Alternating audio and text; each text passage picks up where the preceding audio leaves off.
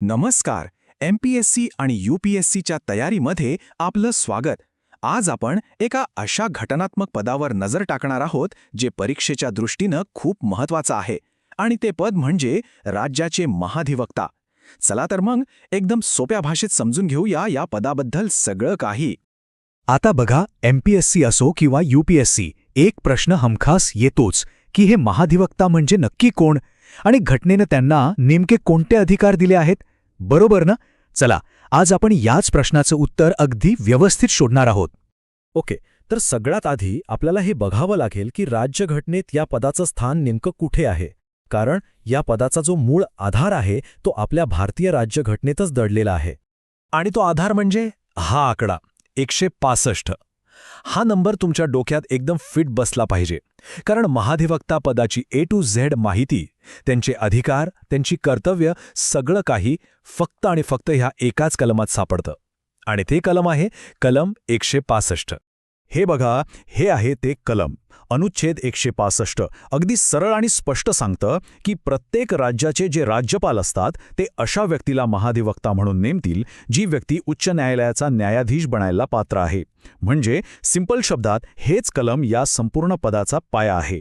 ठीक आहे, कलम तर कळालं, पण आता प्रश्न असा येतो की नेमणूक कशी होते आणि त्यासाठी पात्रता काय लागते. चला तेच बघूयात. तर इथला सगळ्यात महत्त्वाचा मुद्दा लक्षात घ्या. महाधिवक्त्याची नेमणूक कोण करतं? याचं उत्तर आहे राज्याचे राज्यपाल. हा संपूर्ण अधिकार फक्त आणि फक्त राज्यपालांना आहे, दुसरं कुणालाही नाही. जसं मुख्यमंत्री किंवा इतर महत्त्वाच्या पदांच्या नेमणुका राज्यपाल करतात, तशीच ही नियुक्तीसुद्धा राज्यपालच करतात. बरं, मग त्यासाठी पात्र कोण ठरतं? नियम अगदी सोपा आहे. जी व्यक्ती हायकोर्टाचा न्यायाधीश बनण्याच्या पात्रतेची आहे तीच व्यक्ती महाधिवक्ता बनू शकते. यासाठी काय लागतं? पहिली गोष्ट, ती व्यक्ती भारताची नागरिक असली पाहिजे, आणि दुसरी, तिला 10 वर्ष न्यायिक पदाचा अनुभव किंवा उच्च न्यायालयात 10 वर्ष वकिलीचा अनुभव असणं आवश्यक आहे. चला आता पुढे जाऊया. त्यांचा कार्यकाळ किती असतो आणि त्यांना कोणते खास अधिकार मिळतात ते आता पाहू. आता इथे एक इंटरेस्टिंग गोष्ट आहे बरं का. महाधिवक्त्यांचा कार्यकाळ म्हणजे टेन्युअर हा काही फिक्स नसतो. 5 वर्ष, 6 वर्ष असं काही नाही. घटनेत काय म्हटलंय? राज्यपालांची मर्जी असेपर्यंत.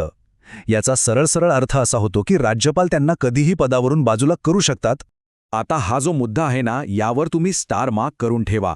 परीक्षेसाठी हा प्रचंड महत्त्वाचा आहे. बघा, महाधिवक्त्यांना राज्याच्या विधानसभेत किंवा विधान परिषदेत जाऊन बोलण्याचा, कामकाजात भाग घेण्याचा पूर्ण अधिकार आहे. पण एक मोठा पण आहे, त्यांना तिथे मतदान करण्याचा म्हणजे वोटिंगचा अजिबात अधिकार नाही. हाच तो फरक आहे जो परीक्षेत हमखास विचारला जातो. हे लक्षात ठेवा. ओके, तर मग महाधिवक्त्यांचं मुख्य काम तरी काय असतं? त्यांच्या जबाबदाऱ्या काय आहेत? चला तेच आता सविस्तरपणे बघूया. त्यांची भूमिका खरं तर खूप मोठी आहे. सगळ्यात पहिलं आणि महत्त्वाचं काम म्हणजे ते राज्य सरकारचे मुख्य कायदेशीर सल्लागार म्हणजे चीफ लीगल ॲडवायझर असतात. दुसरं, कोर्टात राज्य सरकारची बाजू कोण मांडणार? तर ते सरकारचे प्रमुख वकील म्हणून काम करतात. इतकंच नाही तर वेळोवेळी राज्यपाल त्यांच्यावर जी काही कायदेशीर कामं सोपवतील ती त्यांना पार पाडावी लागतात. आणि हो, घटनेनं किंवा इतर कायद्यांनी दिलेली कर्तव्य तर आहेतच. चला, आत्तापर्यंत आपण जे काही पाहिलं त्यातले परीक्षेसाठी सगळ्यात जास्त महत्त्वाचे एकदम मस्ट रिमेंबर पॉइंट्स कोणते आहेत त्यावर एका नजरेत रिव्हिजन करूया. ही स्लाइड म्हणजे समजा या पूर्ण टॉपिकचं क्रक्स आहे. फक्त 4 गोष्टी पण एकदम पक्क्या लक्षात ठेवा. पॉइंट नंबर 1, कलम कुठलं? 165. पॉइंट नंबर 2, नेमणूक कोण करतं? राज्यपाल. पॉइंट नंबर 3, सगळ्यात महत्त्वाचा अधिकार कोणता नाही? विधिमंडळात मतदानाचा अधिकार नाही. आणि पॉइंट नंबर 4, त्यांची मुख्य भूमिका काय? राज्याचे मुख्य कायदेशीर सल्लागार. बस, हे 4 मुद्दे तुम्हाला थेट मार्क मिळून येऊ शकतात. आणि शेवटी एक गोष्ट नेहमी लक्षात ठेवा. स्पर्धा परीक्षेत जर यश मिळवायचं असेल तर राज्यघटनेतील अशी जी महत्त्वाची कलमं आहेत, महत्त्वाची पदं आहेत, ती अगदी पक्की करावीच लागतात. त्यावरची तुमची पकड जितकी मजबूत असेल तितके तुम्ही यशाच्या जवळ जाल. तर मग अभ्यास करत राहा. All the best.